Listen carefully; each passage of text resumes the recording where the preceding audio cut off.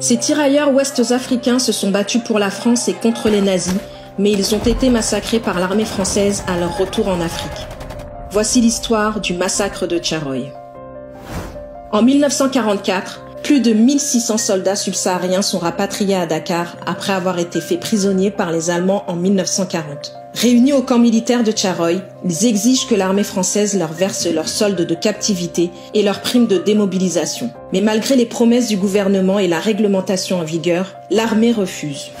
Le 1er décembre au matin, les responsables militaires réunissent les tirailleurs qui n'étaient pas armés sur l'esplanade. Selon plusieurs historiens, ils auraient alors tiré sur le groupe à balles réelles à l'aide d'une automitrailleuse. Bilan, 35 morts et 35 blessés selon le gouvernement.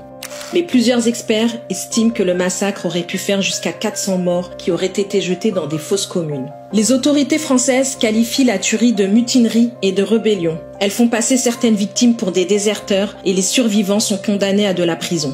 En 2014, 70 ans plus tard, le président François Hollande s'est rendu à Tcharoy où il a reconnu une répression et remis certains documents militaires. Les événements qui ont eu lieu ici en décembre 1944 sont tout simplement épouvantables, insupportables.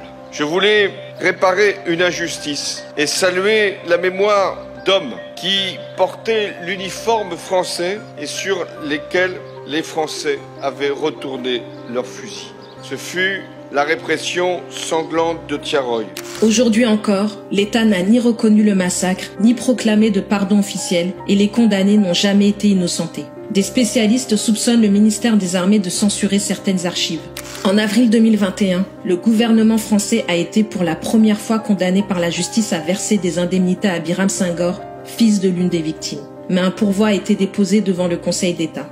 Au cours des 10 dernières années, des historiennes et historiens comme Armel Mabon et Martin Moore ont estimé que Tcharoy constituait une tuerie organisée, un massacre prémédité et un mensonge d'État. Les familles de victimes demandent aujourd'hui que les corps soient recherchés, exhumés, puis identifiés.